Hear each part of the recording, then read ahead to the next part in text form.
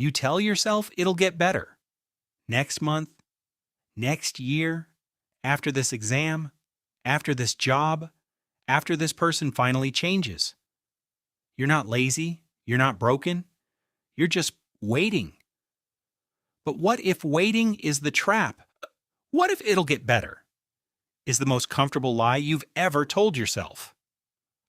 Let's talk about why you're still standing in the same spot you were a year ago. Here's the part nobody tells you. Humans don't actually procrastinate because they're undisciplined. Psychologists have found something stranger. We delay the things we care about most. Not the boring tasks, those get done. We delay the ones that could define us. The business idea, the novel, the conversation we need to have, the version of ourselves we're scared to become. Because here's the truth. If you never start, you can never fail. As long as you're waiting for the right time, you get to keep the dream alive in your head, untouched, unbroken, perfect. The moment you actually try, it becomes real, and real things can fail. So your brain protects you. It whispers, not yet. Wait a little longer. Things will get easier. They don't. There's a reason this feels so safe. Your brain treats your future self like a stranger. Not metaphorically, literally. Studies on decision-making show that when people imagine their future selves, the brain activity looks similar to imagining a completely different person. That's why it's so easy to hand your problems to future you. Future you will have more motivation. Future you will have more time. Future you will finally feel ready. But future you is just present you, with more regret and less time left to act. And underneath all of this sits something even sneakier: hope without action. Hope feels productive. It feels like you're doing something. You tell yourself things happen for a reason, or it'll work out. And for a moment, that belief carries you. But hope was never meant to replace movement. It was meant to fuel it. When you only hope without acting, you're not being patient.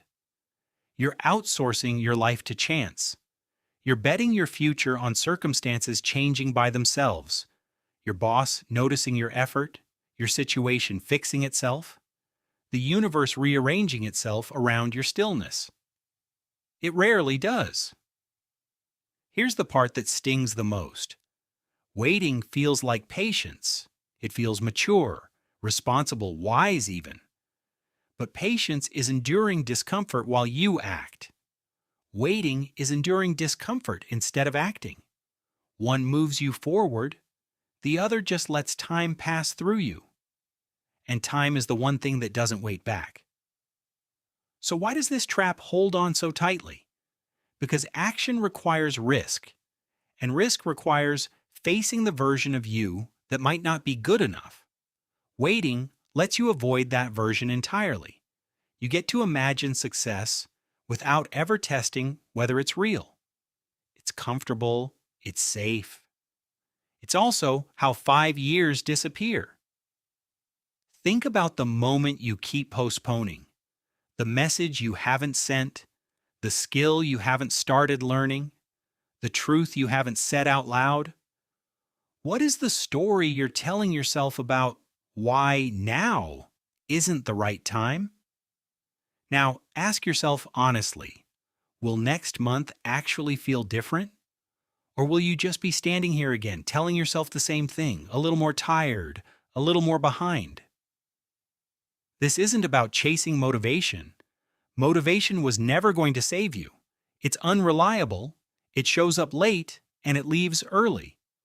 What actually breaks the trap is smaller than people think.